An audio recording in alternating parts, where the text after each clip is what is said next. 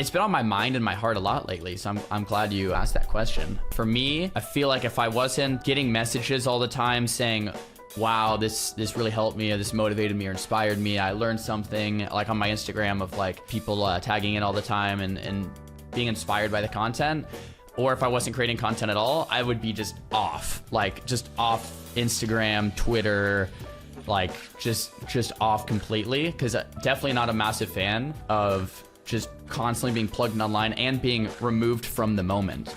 But I do see the positive benefit of sharing some of these things and inspiring other people to, like, if I post my dinner of something that was maybe a bit more health conscious, or a workout and someone's like, oh, that's a cool idea, let me try that. Or just oh man, Czar's up at 6 a.m. again, hitting that workout. I should probably get up too. How do young men like us optimize our lives in a way that lets us achieve success and meaning? Come with me as I interview top performers and delve into key areas of life: habits, finance, psychology, health, relationships, work, creativity, and business. I boil the ocean of men's advice into usable wisdom in this podcast to give you the answers. My name is Blake Bottrell, and this is the Distilled Podcast. All right, my guest today has many titles: husband, brother, uncle, gladiator, streamer, soon-to-be father. He's been streaming on Twitch for over a decade, amassed more than 15 rank 1 titles in World of Warcraft, and still managed to convince his wife to marry him, even after shaving off all his hair before they first met. Josh Xaryu Lujan, welcome to the show. That is the best introduction I have ever received. Thank you, Blake. That was awesome, man. Spot on everything. Spot on, man. That's great. I'm going to call a little bit of an audible here.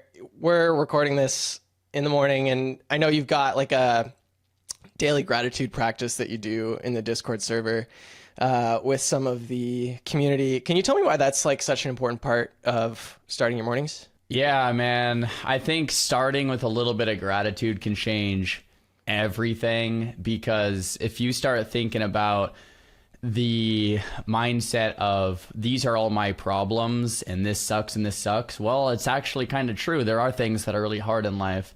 But if you just switch the mindset towards all the things you're grateful for, you start finding opportunities and like holes or gaps in things that you might have not seen before. It's almost like if you're looking for problems, you're probably going to find them. And if you start looking for things that you're grateful for as solutions, you're probably also going to find those. So it's kind of priming your day to be more solution oriented or grateful oriented, as opposed to looking or going out of your way to find problems. Because like I said, there's probably going to be a lot of problems, especially if you're looking for them. Yeah, I know it's helpful for me. Usually I do mine in my sort of daily wrap up as I'm going to sleep, find some gratitude and do a recap of my day. And it's been super helpful to sort of help distinguish between days too, if you're writing down a couple of notes on something that happened that day, so that all the days don't blur together after you lose milestones after you hit 25. So yeah, I don't do any type of active journaling myself. I have here and there in the past, but it probably would be a pretty good thing to implement. I know my wife does it here and there, and yeah, I like that distinguishing between the days. That's pretty cool. Yeah. You wrote a blog post back in 2020 called "It Starts in Your Mind," and it was about this idea from James Clear that sort of identity sits at the heart of habit change. And as someone who's dedicated the last decade of their life to playing World of Warcraft for an audience, I might hazard a guess that you probably wouldn't state your main identity right now as a gamer. And I want to know why it's sort of important to not get trapped in a singular or unhealthy mindset. Yeah. No, that's a great question. So James Clear wrote a book called Atomic Habits. I think it might be sitting back here. It's one of my favorites. And the book talks about identity-driven behavior change. So instead of just like waking up one day and going to the gym every day, it's more like, okay, I'm going to consciously make the choice in my mind that I am now going to prioritize my health. And once you make that choice, it's like, okay, what would a healthy person do? Well, a healthy person would probably prioritize going to the gym, or a healthy person would probably make a better health conscious decision when it comes to, eating something like, a salad or some fruit and veggies, or, a steak, or instead of going out to like fast food. And the root of that is that choice of, I'm going to prioritize my health, right? And if you make that choice and then you just follow through with your actions, it becomes a lot easier than just like, I'm going to try to go to the gym this week. It's like, no, it's like you're actually committing to something there. So similarly, you can kind of carry that through to like anything, right? So for me, if it's like I'm going to be a rank 1 player, what kind of dedication is that then require? It's not just I'm going to try to get a rank 1 title. It's like, no, I'm going to be a rank 1 player. What does that mean, right? If I'm going to try to be the best husband I can be, it's like, okay, I'm going to actively try and consciously make the decisions that a good husband might. And similarly, like, I don't know if I necessarily... I would call myself a gamer for sure, but in terms of like my primary identity, I guess more of like a streamer. I want to be the most entertaining person I can be, create the best content I can for the community. And I've been prioritizing that probably the last like 5 years or maybe more, instead of just being like a top end rank 1 player. And a lot of the times you can kind of mesh in both and have multiple goals at the same time. But I think for me, I prioritize being, well, soon here a father, a husband, and then a streamer as my career, and making that kind of the best it can be. And then for me, I think health and fitness is a big component of keeping all of those things running. And you sort of followed through on the ethos of that in 2020, once everything was shutting down. You had really leaned into this healthy gamer focus and sort of split your stream into 2 segments, where you started with the morning stream with the workout, and then took a couple-hour break, and then came back to stream some World of Warcraft. You recently stopped doing that, and I heard you mention on stream a month or 2 back that it was because you felt like you weren't able to enjoy something that had been almost like meditative for you over the years. In a world where we're like in a world where we're constantly encouraged to put more things online, how can we make sure that we're prioritizing and safeguarding some of those like relaxing, calming, or like intimate moments? Oh man, that's such a great topic, Blake. So first I want to clarify a little bit. So back when COVID hit, we're like, okay, let's start. I'm still going to work out from home because the gym shut down, and we're like, okay, my wife and I are like, okay, let's live stream some of these workouts, and that was pretty awesome. And we actually really enjoyed it for a long time. And we still do pop-ups here and there, and it's a really fun thing. But what I started to notice, and it took me a long time to realize this, maybe like an entire year and a half maybe, of doing these workout streams every single day, is that I kind of needed that deload hour of my day not creating content. So what I would do is I'd wake up, I'd stream my workout, turn the stream off, eat, shower, turn the stream back on, play games for the rest of the day, turn the stream off, make dinner, sleep, wake up, stream the workout. And it was basically like my whole life was live. Or not my entire life, but like a majority of my life was live. And I didn't realize for about a year, and then my mental health started slipping a little bit. I was fine, but I was like feeling really burnt out, and also really like just not like myself. And I was starting to audit my day. And I think that's a good thing to do when you're feeling burnt out. Or for me personally, when I'm feeling burnt out or feeling not like myself or feeling pretty down, is like audit my day. Like, okay, what's actually going on here? Am I doing the things that should be making me feel better, or am I skipping them? And let me see if I can change things around here. And I was looking at my lifestyle, and I was like, wait a minute, I don't have like a moment to myself to just like think or to process my emotions and process my thoughts. And that was previously in my workout. So if you go for like a nice long run, or if you go for like a workout, and a lot of people might be able to relate that it's very therapeutic. You can really like process your emotions and thoughts and just think about things and just like have a quiet moment to yourself. And I was like, oh shoot, I've been streaming them, making content out of my workouts and not having that hour to myself every day. So anyway, I put that hour back into my day for just me instead of creating content out of it. And wow, it was a big, like immediate, like, oh wow, I need that. I didn't realize I needed that. So anyway, I put the workouts back to like my own private time, and it was like a game changer. And I still have my Instagram where I try to do like Instagram stories of like some meals I'm eating and some of my workouts. And I still want to do like pop-up workout streams here and there because I think it's fun. But for like the majority of my days, I feel like I need that time for myself. And so you brought up a great question. To differentiate between social media and just doing something and living it kind of like in the moment, like unplugged. And it's been on my mind and my heart a lot lately. So I'm glad you asked that question. For me, I feel like if I wasn't getting messages all the time saying, wow, this really helped me, or this motivated me or inspired me, I learned something, like on my Instagram of like, people tagging in all the time and being inspired by the content. Or if I wasn't creating content at all, I would be just off Instagram, Twitter, like just off completely. Cause I am definitely not a massive fan of just constantly being plugged online and being removed from the moment. But I do see the positive benefit of sharing some of these things and inspiring other people to, like, if I post my dinner of something that was maybe a bit more health conscious, or a workout and someone's like, oh, that's a cool idea, let me try that. Or just oh man, Czar's up at 6 a.m. again, hitting that workout. I should probably get up too. So I continue to do it because it is, we do get a lot of positive feedback in the community around that. But I think part of me also craves just being like, just off completely. So I'm kind of finding that balance, kind of fine tuning that balance.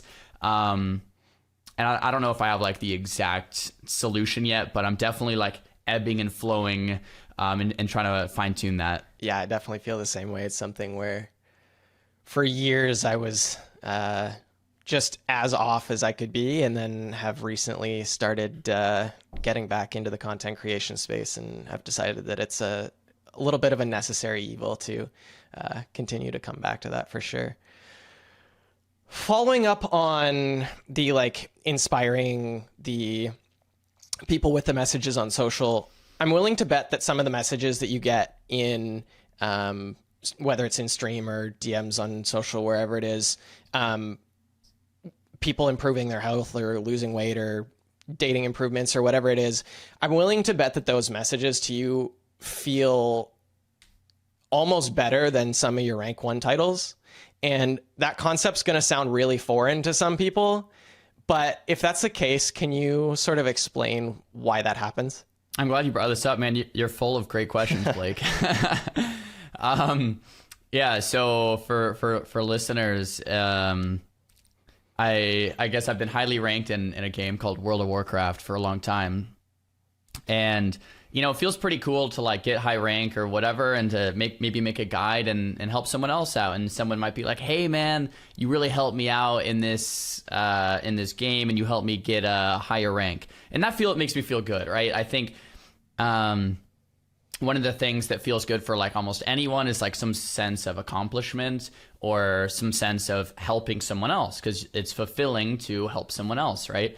I think that's like what a lot of us do in our careers is we help someone, they thank us in some way, and it's like, oh wow, that feels good, right? And I think for me, it feels good to help other people achieve something and wow. But it's completely different when someone's like, hey man, I lost 100 pounds, I'm healthier than ever, I'm feeling better than ever, I'm balancing out my gaming and with my career and my life. And I'm just feeling mentally healthier. And I'm just like, dude, like that hits different, man. Like that's what it's about, right? And we're getting messages like that. I mean, pretty much daily, between like Twitter, Instagram, Twitch, YouTube, like YouTube comments and stuff like that. That's pretty cool, right? And I think that's really what's motivated me to keep going over these last like 5 years. It's like, yeah, I'm a gamer. I love gaming. But, I think at this point in my life, maybe I wouldn't be gaming as much if it wasn't for messages like that from the community of just like, all right, let me hit my workout, inspire other people to take care of themselves, and then game and show that it can be balanced. And then I'm very wary of not trying to push that on people as much as do it myself and have other people then be inspired and follow suit if they want, because we're all in different places in our lives, and I want to respect that, because I was at the place in my life where, like, for the majority of my gaming career, I did not take care of myself. I'm the prime example of the person that did not go outside enough, did not eat right, did not take care of themselves for a long time, and my parents were telling me to, but I didn't, right? So I just want to be that guy that is trying to prioritize it the best he can, put that forward, show that it is possible, and if other people want to follow suit, that's great, and it inspires me when I see people share their stories. Yeah, you've been very outspoken about making gaming a sort of healthier space. The big thing that you talk about now is doing your dailies, and for those that are unfamiliar, in World of Warcraft, you do daily quests to help your character improve near the end game, and so the analogy is very potent. So some of your dailies are like move, drink water, sleep enough, make sure you're getting sunlight, make sure you're staying in contact with your friendships and all that sort of stuff. These are sort of very intentionally targeted so that anybody can do them. Talk to me about how that ties into what you're saying about being the role model for the earlier version of yourself, or like the 14-year-old version of Xaryu. Yeah, so that's exactly what I'm doing, man. I'm trying to be the role model for my younger self. Yeah, I'm being that guy that I wish I had growing up, of like, all right, maybe if your parents are telling you something, you won't listen, but that role model will. So the dailies, right? These are like 6 basic things that hopefully are tangible enough for people to start, and they're vague enough to where they're not like overly like specific to where anyone can kind of get started, right? And that's like sleep, water, eat, right? These are things like socialize, get outside, move, connect. These are the things that if you do, it's not necessarily going to fix your life's problems, but it'll probably make your life a little bit easier, right? If you get a good night's sleep, the next day you're probably going to feel a little bit better. If you stay hydrated, you're probably going to feel better as a human being than if you're dehydrated, right? If you're connecting or socializing, and not necessarily, I'm not talking like introvert, extrovert here. I'm saying the difference between isolating yourself in your room for a month and saying hi to your mom, texting someone, or calling your grandma or something, or calling a friend, just to be a human being and connect. Like, one of the ways that you can torture a human is isolate them, right? Like that's like the worst for anybody after a long enough amount of time. But I've known people, and I guess I've known myself, to isolate yourself, especially when you're not feeling very good. So that connect one is pretty big, to just feel like a human being. And then eat, in terms of eating, I'm not a nutritionist. I have studied to some degree nutrition, but the idea is not fast food, maybe fruits, veggies, and some protein. Okay, like that's as general as I like to keep it. Yeah, I'm trying to keep these things very simple. Don't sit in your room alone for a month. Maybe go say hi to your mom. Like, don't eat fast food. Maybe eat the apple and, some protein, whatever, right? And that's as simple as I try to keep these things. And same with hydration, like probably drink some water, probably get 8 hours of sleep every night if you can, instead of pulling an all-nighter. If you start doing these things, you're gonna start feeling better, right? And get outside, getting that sunlight on the skin, and moving the body, right? It's very basic things that like anybody would probably agree with. Whether I know in the field of health and fitness and like in that realm, there's a lot of disagreements on what we should and shouldn't be doing. These are all 6 things that pretty much everyone can agree. Yes, go and do that. That's probably going to make your life easier, right? So I'm just trying to share those things as, okay, if you want to make your life easier, then doing these things will probably help in your relationships, in your job, in your life. And for me, I started implementing those things, and yeah, it makes a big difference. So yeah, I'm trying to just show up, do these things every day, and show other people that, man, it really does help. Yeah, and I think there's a definite consistency factor to that too, which has sort of been another through line in your life, whether it's like all the rank 1 titles, Milers Club. It took you 993 uploads to get to 100K YouTube subscribers, all the crazy calisthenics type fitness stuff that you do. That stuff will rock your ego pretty good. So many people like give up on these things early, especially these things that are like tangible but sort of intangible, because they like don't see results right away, because the brain is wired to think linearly and not exponentially. Do you have any sort of like habits or things that you get into to help you with those like quick wins earlier on when you're looking at starting some of these things? Man, these are some of the best questions, Blake. Yeah, so for me, I've always been a long-term kind of thinker. I don't think of like, what can I get out of this today or tomorrow? I always kind of think, what could I get out of this in like 10 years? And to a fault sometimes, really. Like my wife has shown me the value of like variety and changing things up. Like I can really get set in my ways and just do the same thing forever. And I'm very patient, but sometimes you need to be like impatient and change things up and like to get things done. Or try something novel or new to bring in some new ideas. And that's my fault. But I always think of things like super down the road and stuff like that. Now, having said that, man, yeah, you hit the nail on the head there, man. I was not rank 1 when I first started playing WoW. It took me years to get good at WoW. And some people have it twisted. Some people think I'm just like a gifted gamer and I'm just good. I'm like, no, man, I'm a noob. I took the time to learn the game, to learn everything about it, and then I got rank 1. And it's the same with fitness. Like I don't know if you can pull up a before picture from my website or something, but I have the worst genetics for building muscle, man. The worst. It's taken me a long time, 10 years to put on. I'm only 150 pounds, man. Like it took me 10 years to go from like 110 pounds to 150. I've put on a couple pounds a year. Like it doesn't go much slower than this, right? And then with my business, man, like almost 1,000 uploads for 100K subs. I'm not to say I'm not happy with 100K subs. I'm thrilled with where we're at, but almost 1,000 uploads for that. Like we've been grinding very slow. But I think, and with my training too, a very, very slow grind. I think the common denominator here is when I'm really excited about something and I really want to do something, I'm not looking for like this immediate result. I'm locked in that it's going to take a long time, but if I don't quit, then I will probably end up having that thing. Excuse me. But I think the common misconception here is people quitting way, way, way too early. Now, here's the caveat.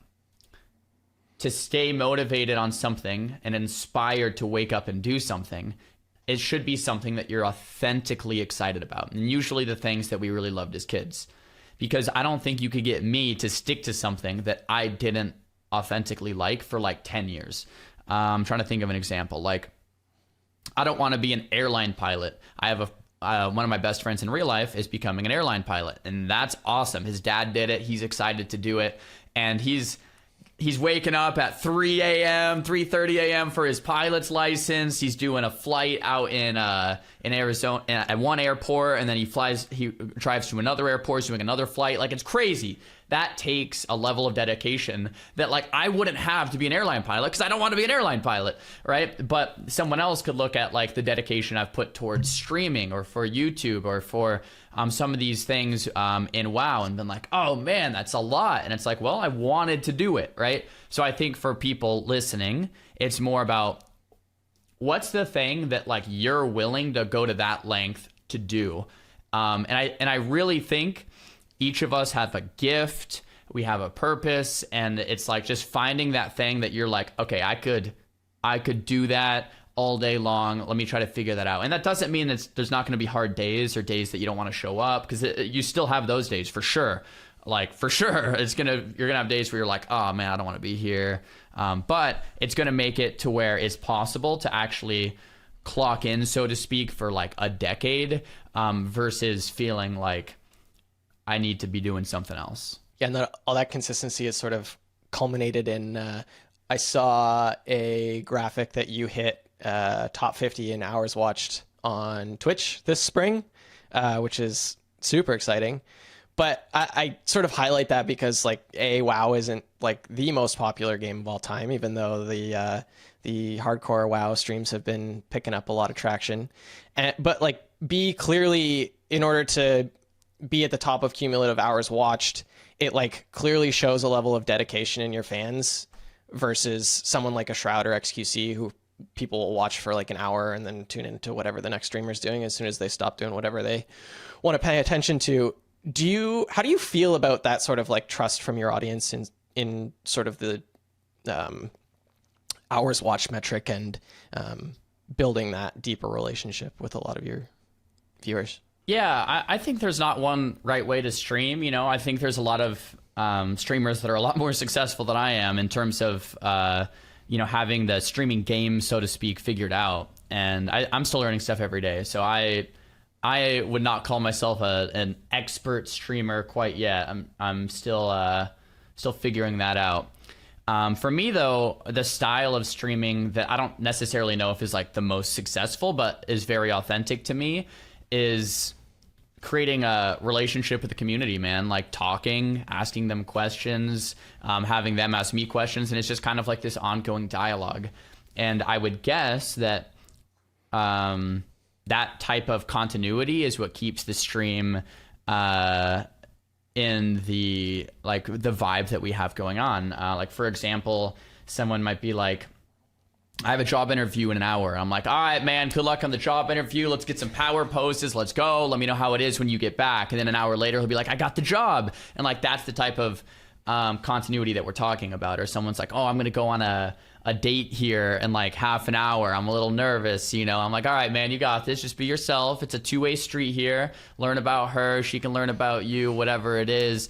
And then he's like, oh man, it went great. And he comes back, or like, oh, it didn't go so great. And we kind of just chat about that. And I think for me, I feel like that's always what made streaming really cool to me. So that's the type of streamer I try to be.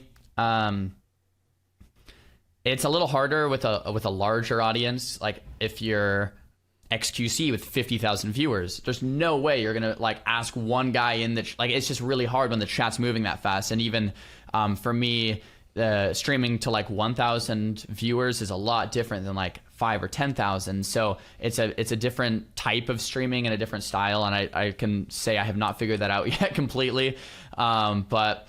Yeah, I really like creating that like authentic feel and audience. And I'm definitely inspired by Duck Sauce. I remember watching him like 10 years ago.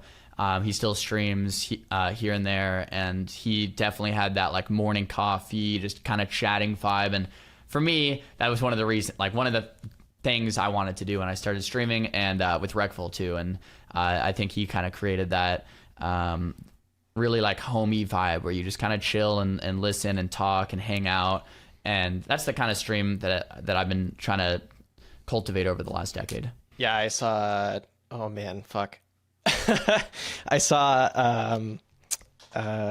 Rekful, one of Asmon's Rekful memorial videos pop up in my YouTube suggested this morning, and I was like, fuck, I didn't need the feels this morning. Yeah, it's tough, man. It's That's tough. why it's important to have people in the gaming space like you. So you told your roommate that you were going to marry Shannon the day you met her. What gave you that sort of conviction? Yeah, I don't know, man. I guess God probably, dude. I don't know. It's just one of those God things. Just like, how did this happen? Yeah, no, I saw her and she was doing handstands over there, and I was like, yeah, I have to say hi, and that, at that point in my life, and I'm still kind of this way, I'm very introverted. I don't really say hi to anybody ever. I went to the gym for 5 years, 6 years at that point. I never said hi to anybody. Had my hood up, headphones in, don't talk to me. But I saw Shannon, I was like, I have to say hi. And I said hi. I didn't even ask for her number or anything. I had 100% confidence I'd see her again. And, you know, like I wasn't in a rush for this thing, but I just knew we'd get married. And then I didn't see her for 6 months. And I was like in my head for those 6 months, I was like, oh my gosh, did I screw up? Like, I don't know if I'll ever see her again. But I think deep down, I knew it was going to be fine. But then like 4 months, 5 months, 6 months, and I saw her again. And yeah, once again, I saw her again. I said hi. I didn't ask for her number again. I was like, everything will work out just fine. And my roommate was calling me crazy. He's like, what are you doing, man? And I'm like, I'll be fine. I'll be fine. And then, we ended up dating and got engaged and got married. And now we're expecting our first in November. Love to hear it, man. Everybody loves a good feel-good story.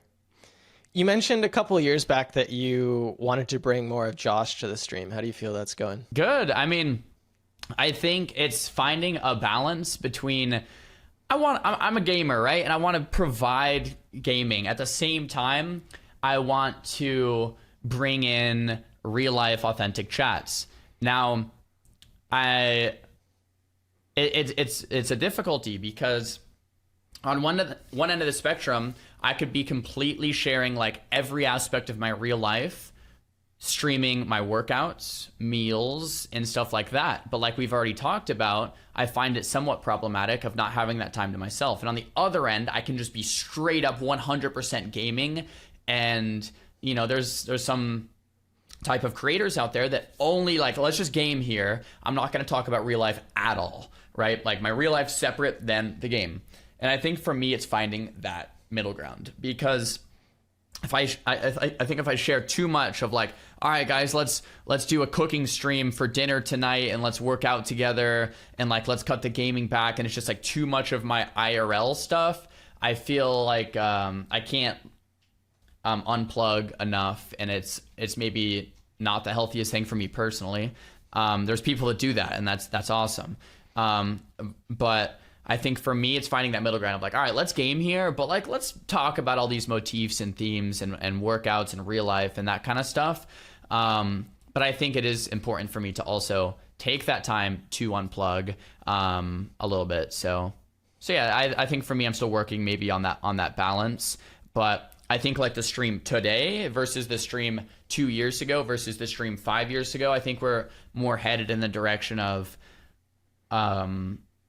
less and less about me being a rank 1 player and more about just kind of hanging out. And that's awesome. Like that's exactly what we're going for. Nice. You can tell even just popping into stream for half an hour here and there when I do, it's that's definitely the vibe I get when I come in there. So I think it's working out pretty well.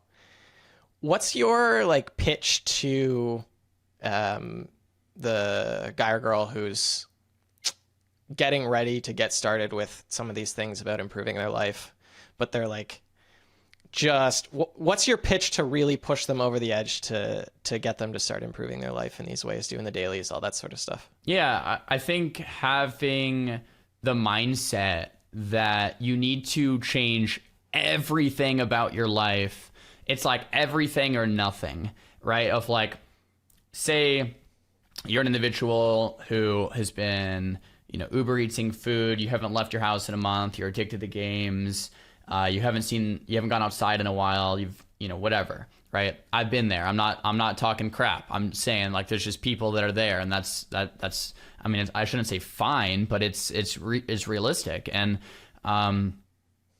I guess to some degree fine, because I mean we're all on our own journeys and stuff like that, and like if you're there, that's part of it.